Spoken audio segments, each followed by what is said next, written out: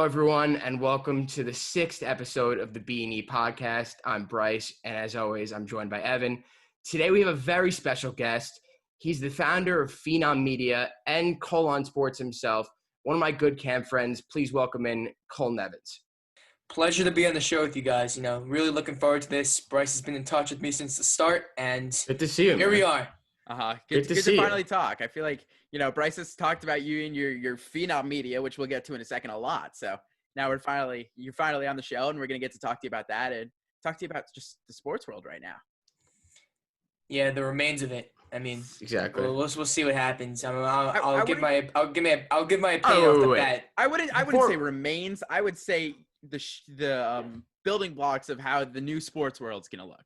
Well, it's kind of a segue. Yeah, we'll get into that in a little. I just want, our viewers and listeners to get to know Cole a little bit better.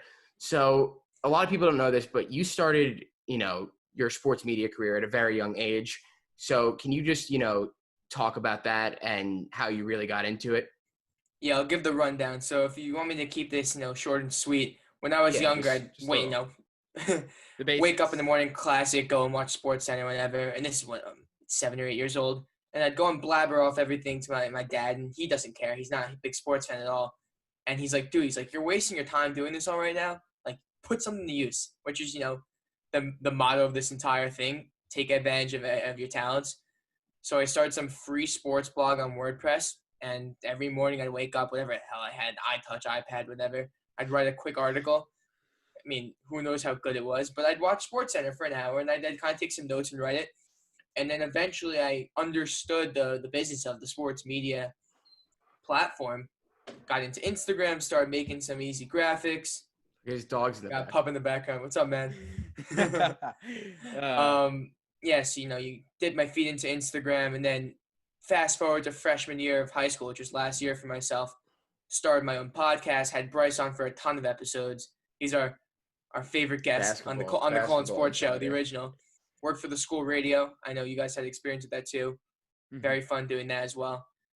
And through that year, I became even more enamored in the business process of it, even more than just being the classic analyst and sharing my opinions. Because I'm a loudmouth. I love to share my opinions. I love to talk.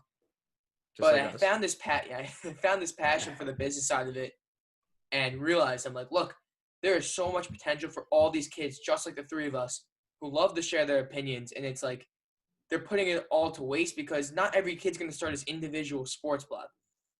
So I said, look, I'm going to transform this into business. I put together a team of around 15 to 20 kids I knew between home and camp to get it off the ground and running. And since then, it's really taken off, and we've had a lot of learning experiences along the way. The website's in full speed right now. We have 130 writers right now from all around the country. And I mean, I've already gone through cuts and promotions and 10 editors now.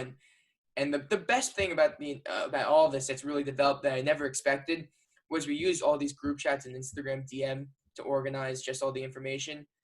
And these they've really developed into communities of sports fans talking. I mean, these group chats have 15 to 30 kids in them from all around the country. And they're talking like they're best friends. And it's the craziest thing, but it just shows how sports can really bring kids together as well as opinions, and people love that. And going forward, a lot planned for the summer. Unfortunately, we're home and making the most out of things. Starting in March, I mean, I only had around 400 followers on my page on Instagram, terrible graphics, and 60 writers. And then I just went crazy. I took advantage of that extra time I never had. And just like you guys, finally putting your foot in the ground and starting the podcast. I know you guys have wanted to do for such a long time. It's very similar here. So kind of that's awesome. A step. Yeah. Yeah. And so I know you talked about it a little bit, but how do you really come up with the idea for Phenom Media? I know we talked about it last summer in camp, and I knew you were about to start it, but can you just expand a little on how you came up with that idea, who influenced you, and that sort of thing? It's a good question. I mean, again, I became increasingly enamored in the business aspect of it. Took all these, BS business classes in my freshman year. And I think, these projects what's your business plan for Colon?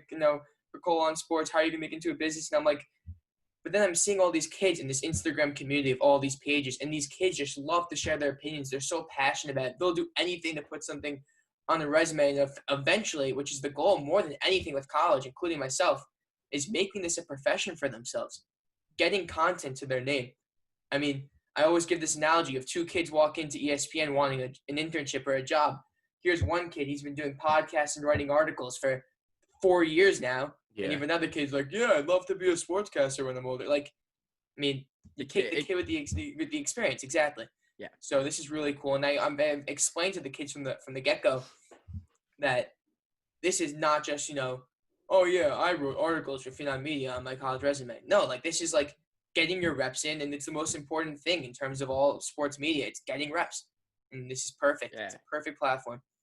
Yeah, and it's really interesting that you say that, because a lot of the ideas that you have, like us at being at a college level, like me specifically with the IUS TV stuff that I do, you know, that's what they're pretty much big on, is when you're a freshman, they're like, all right, here's your reps, go find stuff to do. And, you know, it's easy for kids to get into a community like that. And even easier for like the younger kids who might not have, you know, a sports broadcasting like Bryce and I did at our school, or might not have these opportunities where they're doing that. And now, you know, these guys are coming to you and they're saying, okay, like we want to do something. I think that's awesome. And part of, I'll self-plug myself. That's kind of what we're doing over at 4th and 20 Media is, you know, we're giving college students an opportunity to write about whatever they want, you know, sports, lifestyle, entertainment, and gambling. So a lot of kind of the awesome stuff I saw from what you guys do, you know, I'm kind of taking that as my own, putting our own spin on it, which I think is really good. But we'll get back to you. Enough about 4th and 20. No, for sure. And I mean, I guess focusing more on the high school age kids. I have a bunch of middle schoolers writing for me. I actually do have a bunch of college kids writing for me. But now that we've really advanced over time and we're starting to get into more of a period where we're looking more towards more towards quality and more towards getting on different platforms. This summer we're going to do a ton of audio content, TikTok, YouTube, podcasts, really getting into, because these kids are passionate about it. They, including myself, they don't want it to be this one-dimensional thing where, all right, write your one article a month, whatever. Like, putting them in a professional environment and atmosphere is the best thing for these kids, and I'm really excited to see where it takes off from here. And it really has, you know, limitless potential.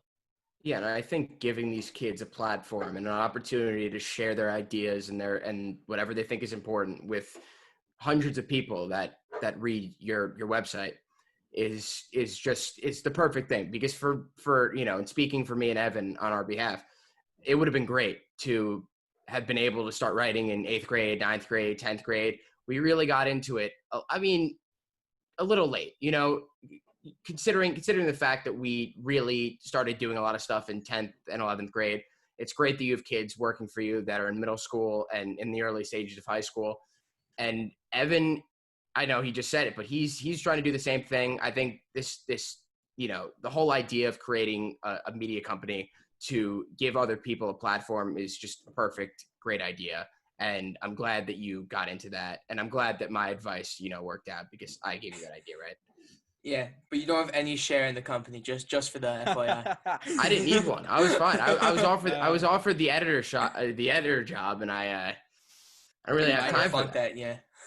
Man, you really should have done it looking back. I mean, I was in the middle of something at the end of, you know, at the start of my second semester that I can't really get into, that I didn't really have time to edit your thing. I completely know what that is. Pressing issues. Do not blame me for not having time to get into that. And trust me, Cole, you will be in the same position. One day you'll learn.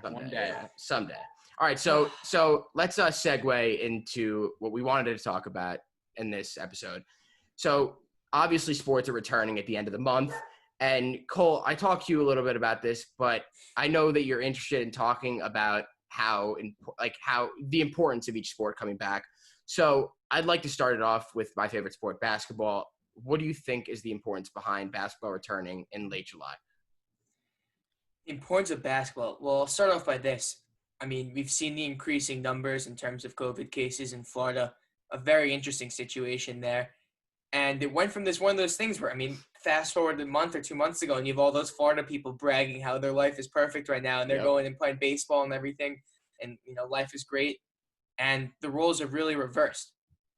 But then they're finding the second issue, which, oh my God, Is the again? power Are about we to gonna go? have Is this part another? two? Wait, do we even say this? All So right, yeah, we you can haven't give a said little this to our backstory. viewers yet, but we were recording. We recorded the intro about 5:30ish today. We were all set. Okay, we really recorded around 6, and all of a sudden it was a little late. we're about to get Cole on, and we get a call, and he says, "I After lost like me power." calling him 5 times. Yeah, we Thought Well, he I was forgot. also calling you, trying Bryce to and get, I, Bryce and I don't Yeah. know what's going on. If you don't know, we recorded this a couple days ago from when it actually airs. But for those of you who don't know, there was really bad storms up in New York and New Jersey, and that's where Bryce, myself, and Cole are.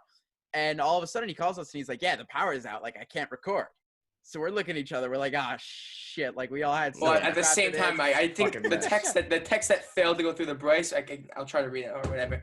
It said like, "Dude, you're gonna murder me," but my power went out for the first time in 15 years of living here. So I was like, great timing. It was really great timing. The ridiculous. first time. But Honestly, anyway, my plan always we're glad we were able to fit it in. Expect something to Expect the unexpected. Expect the unexpected. Have a plan. Go in with knowing that plan's gonna fail and go to plan B. So this is kind of plan B, but it all works out at the end. I can't even hear expect the unexpected. It's so cliche camp at stuff. this moment. Camp stuff. It's an iconic line. Yeah. That's an absolute topic we should not go into because that would be at least an hour. Yeah. Yeah. Just definitely. can't All deny right. Back to basketball. Keep going. Yeah. Look, I mean, there's everything's on the line. They have all the money on the line. They have legacies on the line. But at the same time, there's that whole barrier, and it's the whole fight for social injustice. And why I think that's increasingly important is because basketball, and specifically the NBA, is probably the most politically active sport out of the major sports. Definitely. Mm-hmm. And we're in a situation where these players for so many years now have hyped up and promoted their political stances and taken advantage correctly of their platforms, which they should have, because that's what they're supposed to do with their platforms. They're influential. People listen to them. It's a great situation. But there's people kind of being hypocritical, players and media and fans, saying, "Oh, why would you let that get involved and mixed into basketball right now? That's ridiculous. Life needs normalcy, and legacies are on the line." And I'm like, how could you possibly turn back like that? It's so hypocritical, in my opinion. For all these years, all those people have come out and talked about it, and now they're switching sides. It's ridiculous. And yeah, basketball. There you go. I mean, yeah. What's up? Specifically, and the media really hasn't highlighted this enough. LeBron James, a guy that has been so politically active, more in the face of politics in sports besides Colin Kaepernick. I mean, how much have we really heard from him in terms of respect for those players that might not want to participate in the NBA's restart because of these social issues? All right, he's the guy. But I hear me out on this. I think he's the best player in the league. He's the best player in the league. He knows that he has a chance to win a championship right now. 100%. He knows he's on the cusp. He knows that he needs his 4th championship. He doesn't care at all about what these other players' issues are. I agree and you know he's going to use Rich Paul and guys like that to suppress anyone who's trying to speak up against it. I guarantee you, Avery Bradley got a 30-minute voicemail when he said he was going to opt out.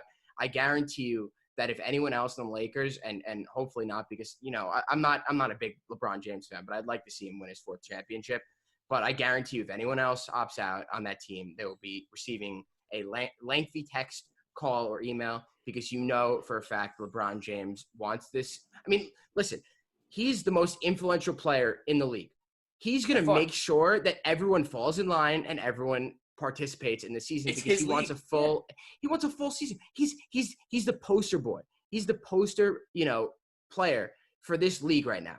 And he has been for the past 15 years. He's going to use that influence to try to get everyone to go to Orlando and play, even though right now they're seeing a surge in cases, which is why I'm cautiously optimistic that the season will still happen. But I think they're going to restart. You just have to see it coming. Like, there's a lot that goes into it. They rented out 3 different resorts in Orlando to make sure that this happens. So they're putting a lot of money into the bubble. So I don't think there's going to be a lot of problems, with the season starting. It's just about players if they follow the rules. Yeah, exactly. That's the biggest thing. The players have to listen, and also, they have to all stay safe because with the kind of the world going around, and especially in Florida, people for some reason aren't wearing masks when they go outside. That's going to change. I don't know. I hope it does. I hope, everyone has to wear a mask when they go outside for at least the next couple of months. Just pure out of safety for, other people. But at the same time, you gotta assume they're going to restart. There's too much money at stake for them to not go up. But if they don't restart, that's big for baseball. I mean, That's there really could have been big for so many. baseball. There could have been so many things that could have been good for baseball. But you know that the players and the owners. I mean, we talked about this. We talk about this every single week. We're going to talk about it again in a few minutes. But baseball is so incompetent. The fact that they couldn't reach a deal, they couldn't get together. Baseball, there's no contact. You're not making contact with anything besides the ball and the bat. And they had the rules. occasionally getting tagged. They had the safety precautions in place by mid-April. I remember. And the players agreed to the pro and segueing into baseball now. The fact that we're already talking about it. The fact that baseball couldn't get a 100-game season in this season is very disappointing. I think. Especially with the Korean baseball organization doing as well as it's been doing. Well, I mean that's only because South Korea has curbed coronavirus rates by 100 times more than us. Per I don't even know, per million people, I guess, in a country. They're killing us, and right now the fact a lot of places are rising. I mean, everywhere. It's besides like Brazil. Well, they track them. That's why they track the cases for each person technologically. It was extremely smart, but they can't do that yet. Yeah, I know, but it's to the point where now they're infighting baseball, owners and players is going to reach a boiling point in the 2021 CBA. Like, there's not going to be a baseball season in 2021. There's going to be 2 straight years of there's not going to be a full baseball season. There's just no way. If you saw how each side fought and clawed their way to get an advantage on the other side. For only that it's going to happen again. It's going to happen again. There's no leadership. There's no leadership in baseball. There will be most likely a 60-game season just like this one next year. I'd say more than that. If there's a season, it's going to be just like this. If they can't decide. But the good news is they have from November till January to work shit out, and hopefully, they do. Yeah, and baseball is just they need baseball's a wreck. It's a nightmare. They need it. Can I propose a question quickly? Yeah. Could we kind of get into the asterisks debate? I was just about to bring them up. You want to do it right now? All right. I'll anytime. Asterisks, not Astros. I thought you were saying Astros. I was literally going to say the Astros definitely don't need baseball this. Well, yeah. They're the biggest winners of 2020. They avoided everything, but don't think that we're gonna forget come 2021. I'm gonna go to that game. The first Yankee game with fans in the crowd. I will be there against the Astros. Please bring eggs. Just a carton of eggs. Sneak it into the stadium. I'm sure you can figure out a way. I'm so excited. I mean, I'm so fascinated with even just in the NBA as well, the legitimacy of what a title will mean. I mean, there's been this age-old debate about how legitimate each title was. I mean, there's people who even say to put one next to the Raptors from last year because all the injuries on the Warriors. But from a 60-game season, I mean, how are we determining it? Yeah, I think that the fact that there's only going to be 60 games, like you said, with not even an expanded playoffs, it's a normal playoffs. Let me fact check myself from last week because I said it was extended playoffs, but it's obviously not. But the fact that there will only be that many games being played, and the fact that 1/3 of the season, let's just look at through 60 games. The Washington Nationals last year were not even near 500. 19-31. 19-31 through 60 games. This could easily happen to any of the best teams in the league or one of the worst teams in the league that could have done really well in the second half of the season. And to your point, the second third. Look at the Dodgers last season. Through 60 games, they were 51-9, if I believe. I don't think that's like there was a stretch in the last 2 seasons. I saw the post today on Instagram. It was a stat. I can't remember if it was last season or the year before, but through a 60-game stretch, they went 51-9. That team that goes 51-9 through the 60-game stretch, then goes straight into the playoffs, they're not losing a game. Granted, I think the Dodgers are making the World Series either way, how legitimate the season is or not. Like, their roster's too deep. They're just too good. But it doesn't matter. Like, a 60-game stretch, anything could happen. The Dodgers can go, 51-9, and a team could go – and the Yankees, for example, they could go 9-51, really. I'm not saying they're going to. Just an example of a good team maybe not doing that good. Can I quickly get my take on it? I mean, obviously. Here's my pro argument for why it's legitimate. We're in a situation where, ironically, everyone's on such a level playing field in terms of there's no fans and home field advantage. There's really no injuries right now to talk about. The only thing that's in the way is potentially some players opting out, and it really hasn't seemed like any superstars are planning to opt out yet.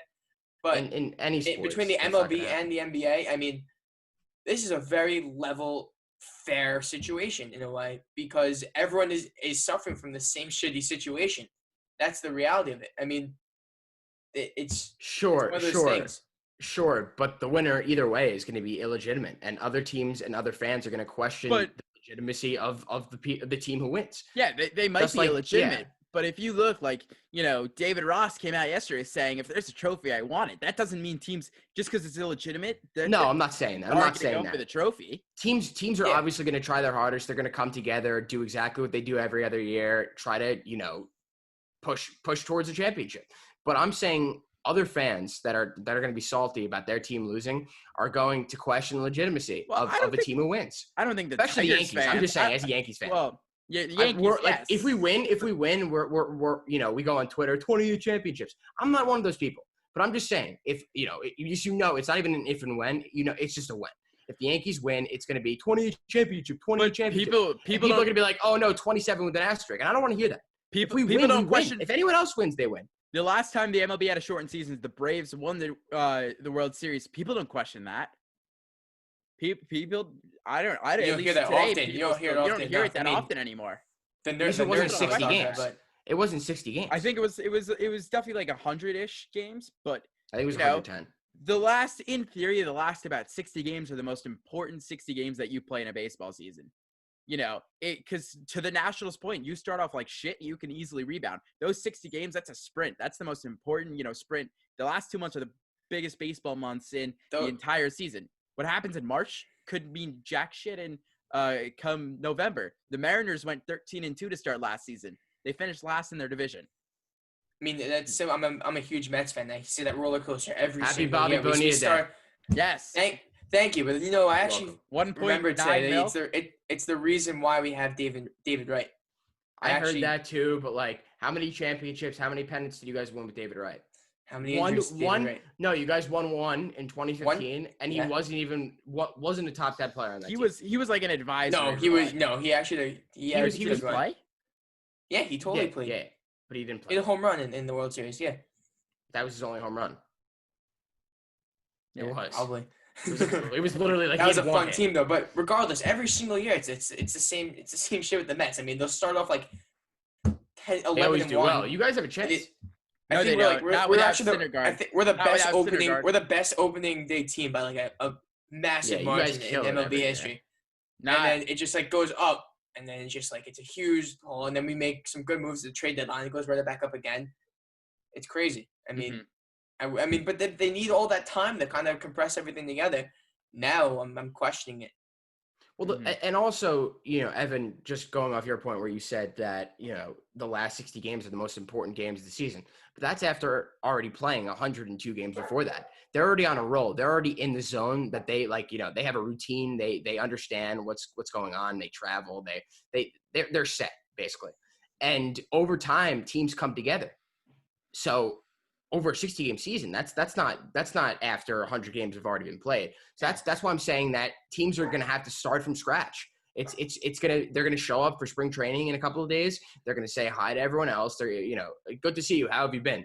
And just work from there. And they're only going to have 20 days to try to come together before the season starts. So it's going to be I don't necessarily know the word to describe the winner, but it's going to be a team that isn't fully to where they could be, you know what I mean?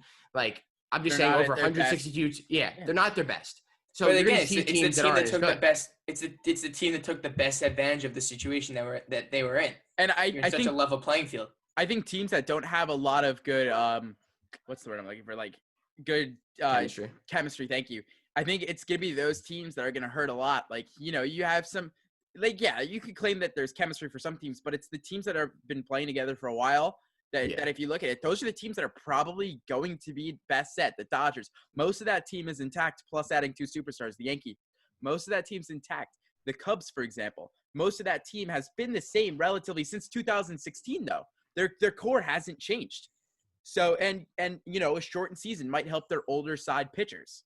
But it's going to be the teams that have already know how to win are going to be the ones. I don't expect the Toronto Blue Jays this season to barely. I only expect them to be barely over 500. People are saying playoffs for them. I don't want to hear that. I just don't want to hear it. In the They'd AL be a East, wild card. In the AL East, it's very hard to do well. I do think that they're going to be third. I do. This is my bold prediction. They'll be third.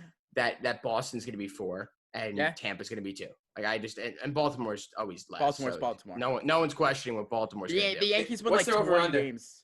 Over under Baltimore 15. It's like I was going to say 13. Really? It's probably 13, but realistically, I just said 15. I don't know. I would go under 15 if that was the set. I would go under. No, they're playing 40. They're playing 40 divisional games. So the Yankees are going to. I'm just saying the Yankees are playing the Orioles 10 times. The Yankees are going to go. That's 10 wins. I wouldn't say 10. Gleyber Torres is going to hit 15 home runs in those 10 games. Gary Thorne's going to shoot. Oriole killer. Yeah, he's the man.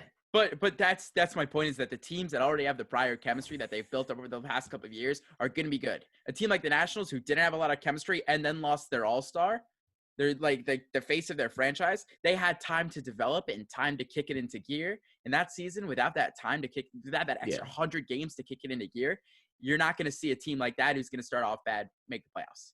Each playoff team is going to win 40 games. So baseball is coming back, and another sport that's coming back. I know we're not huge fans of it. I don't know anything about it, but I know that hockey is coming back. Hockey is. I heard on the radio today that they are thinking about relocating their bubble to Canada, and I just wanted to bring that up because I just wanted to say that is the best idea I've ever heard in my entire life. If stuff gets bad, if stuff gets bad in the U.S. and they're in Canada, they're going to be chilling. They're going to be the only sport on, with the PGA Tour. So, I just think that idea is genius. And I think that if stuff continues to get bad in Florida and the NBA sees itself without a viable place to play, that they should start considering Toronto. I know that only one team plays there, but if that country is doing significantly better than our shithole of a country right now, then you might as well just move to Canada. You might as well. What's the benefit of being a host city though? It's like hosting a party. Money. Money. Money. But how much money are they really bringing in? Fans can't go to the games. There's not a lot of fan revenue, but the NHL rent. The NHL also did not set any hub cities yet, to my knowledge, at least. Yeah, I don't think so either. So my guess it'll be like Vancouver and they'll go they could do Buffalo as a hub city if Buffalo's on there. Only because, well, think about it. It's New York State where the actual numbers aren't, as high as the city. So those could be two really good reset things. Or any place in Canada would be fine. Yeah, I think that what they have planned. Happy Canada Day too, right? Canada Day is today. I believe it is. Happy Canada Day. We've covered a lot of holidays that are today. I'm just saying I still think that Bobby Bonilla is much more relevant than Canada at this point. If you logged on Twitter at any point today, every single conversation sports-wise was about Bobby Bonilla, which I love every year. Usually it's while I'm in camp, so I don't have great service, but today it was good. That's the one positive about today, is being able to read all those tweets about Bobby Bonilla, because I love laughing in the face of Mets fans. I think it's great. Listen, I understand how it is with the Knicks. Yep. I understand how it's like to be with the Knicks. They're very similar franchises with terrible owners, terrible, past 20 years. That could change very soon. With A-Rod. I'd love A-Rod to be the A-Rod, A-Rod, that'd be great. And it would there'd be the great A-Rod versus Jeter in New York, Miami. Same division. Same division. That'd be great for baseball itself if we're talking about that. And it would be great for, a self-proclaimed lifelong Yankee. He only played from 2004 to 2016 to own the Mets. So, that he's going to trade first day on the job, trade DeGrom for 2 second-round picks to the Yankees. It'll be a great trade. Look into that for you. Could we kind of address the whole Bill? I mean, I hate to be the host right now, but the whole Bill Simmons thing with the Knicks. I completely forgot to mention that before the show, but the whole thing with Bill Simmons bringing up everything about. I can't stand him. Who listens to anything that Bill Simmons says about the Knicks? Because he usually just says it just to stir, just to stir. Bleacher Report. Yeah. I mean, horrible. Bleacher Report, ESPN is not as bad lately. It has not been as bad. But Brian Windhorst, I think, is the worst. So whenever he comes on and talks about the Knicks, like, stick to LeBron. But Bleacher Report, The Ringer, which Bill Simmons is a part of, it's a joke. They just can't wait to bash the Knicks. Whenever anything comes up, like there was this whole, if people have been living under a rock, I know we're talking about the Knicks for a few minutes then in the line, but the Knicks were supposedly the favorites for LeBron James. The minute I read that headline, I knew that was cap, 100%. There's no way that they just say stuff to start, to stir the reaction. It's no worse than the comments too. It's no worse than, oh yeah, the Knicks suck. Oh, I feel so bad for Knicks fans. Oh, fuck the Knicks. Like, they have to rub it in even more. It's no worse than them saying Chris Bosh was reportedly verbally committed to go to Chicago. Oh, come on, but that's what do you mean? It's not the same. It's 20 times worse. LeBron James is the most coveted free agent since Michael Jordan. Like every time he signed a single-year contract, that 2010 free agency was the most looked forward to free agency up until 2016 when Durant signed with the Warriors. That's all I'm saying. So It was one of the most significant times. And think about it. His decision was 10 years ago. 10 years ago, LeBron. And the fact that now we're just reading the Knicks were favorites, when back then it was reported that every team had the same chance was always false. There was the Nets, there was the Knicks, there was the Heat, the Cavaliers, and one other team, I don't know. But it was always known that he was probably going to pick Cleveland or Miami, and the Knicks were probably third. Brooklyn, New Jersey at the time was way out of it. Yeah. So the fact that it's just now being reported makes me think that who would release that? Who would leak that information? That 10 years Simmons. ago they were the. But he doesn't know. Like, what's his source? Who is his source? Dolan? You think Dolan's feeding him information? Yeah, we had a terrible meeting. Like he's dumb enough to do that. We had the Sopranos. We had James Gandolfini. Like you read about that? That they had the two main characters in Sopranos make a video, which LeBron was a huge fan of. But that supposedly was the tipping point that made him reconsider ever considering the Knicks. And it's a joke. Every headline that is reported about the New York Knicks is a joke, especially when it comes out of Bill Simmons' mouth. Do not like him. Okay, But let's get to the enough about Bill Simmons. Final thing for today with Cole, and in general, let's talk about NFL preseason today. You just got cut 2 games short. What impact do you think that has on teams and the season itself? And do you think it's a good thing or a bad thing? The thing with preseason is that I've never been such a big advocate to just like completely canceling it in the past years of just cutting it short, only because it's one of those things where, like, if someone's going to get hurt, it's going to be some freak injury that happens in these preseason games. No one's really gunning for someone's knees. And if you really don't want to risk the injury, then don't play or play a series in the 4th game. Mm-hmm. And that's a time to just develop and evaluate those younger players that are not going to get a chance to play all season. And you have those preseason heroes. You get that one nugget. I've never really had an issue with the 4 preseason games because they're putting their own. If you don't want the player to get hurt, then don't play them. The games don't count. That's what they always talk about. So they play the full games. They utilize those guys, all the third stringers, and they put them in. Would having 2 games make a drastic difference? No, but I think people have always overreacted because there's always 1 or 2 freak injuries, and what are you going to do about that? Yeah. And the last thing we'll talk about is, do you think that the NFL will come back on time? And if so, when? The NFL has just showed us that they're going to do anything in their power to get their way, and they really put themselves in a bubble. I know we've used the term bubble so many times in the past few months, but tunnel vision in terms of what they're doing. But I think they're the second most important football league right now. I think college football is way more important. Yeah. Because think of this, and I think this is the most critically undervalued headline in sports right now. If there's no college football season, imagine, and you guys are college kids, you'll understand this, imagine the impact it has on all the funding for all those minority sports. Tailgates. But that's besides the point. Yeah, think of all the school rugby and their tennis and the soccer. They're gonna be done. Think of all those kids expecting working their whole lives to get the scholarships and stuff that they wanted out the window. Mm-hmm.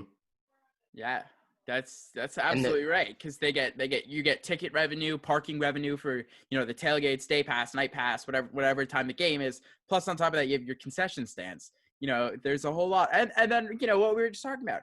even Greek life, at these schools gets impacted. So there's a lot more than, okay, if the NFL gets pushed back a little bit, it just ticket sales and stuff are the only thing that's impacted. It doesn't impact, tennis or basketball. And in college, to your absolute point, is that impacts everything else, because football is what drives college sports, football and basketball. Definitely. I think it's football, first, and then like far away basketball, and then everything else after that. It's just a massive drop off. No, you're definitely right about that. But in terms of money and losing money, and which brings in more money, it's the NFL. The NFL is by far the most profitable sports league. And the fact that the players barely make anything, but they're going to lose a lot of money if they can't go forward with the full season. And with coronavirus cases spiking again and potentially having a second wave in October, November, it's looking more and more likely that the NFL will not start back on time. And if the NFL season will fully ever be played this season. Yeah, and what do those college athletes have the incentive besides maybe the guys getting drafted? What's their incentive to playing? They're getting paid absolutely nothing still to go out on that field in a hostile college campus where there's bound to be cases. Yeah. All these teams are already getting wrecked. No fans. There's people saying like, "Oh yeah, have the whole team immune by the season. Get the whole team the virus so they could be safe." But it does not work that way. Exactly. One of them would die, and it would be awful. Yeah, 100%. I'm sure one is some terrible condition. It's gonna be a wreck. So, I think people are still taking this virus, not seriously enough.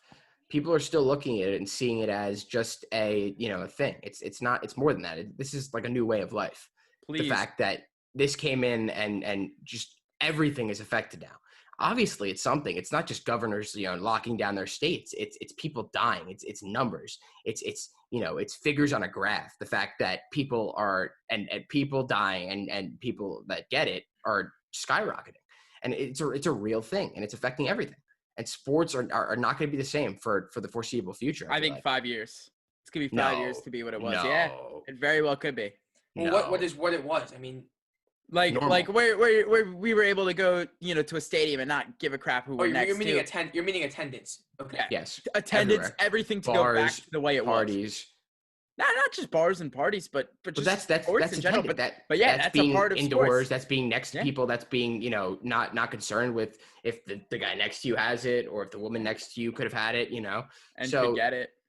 I think that it's until an effective vaccine is produced, and that could be hopefully a year or two away. Hopefully, the reports that are coming out is January. So until then, please, everyone at home, if you're listening to this, if you made it past however many minutes we've been talking for, wear a mask. Conversation. It's a great conversation. Wear a mask, wear gloves, wear sunglasses, because apparently, according to my mom, you could get it through your eyes now. I didn't hear that. Please stay safe. This has been the 6th episode of the B&E podcast. Bryce Gelman, I'm Evan Kamiko. Special thanks to Cole Nevins for joining us on the show today. We'll see you next week. I'm better off on my own. Go save your soul. You don't want to go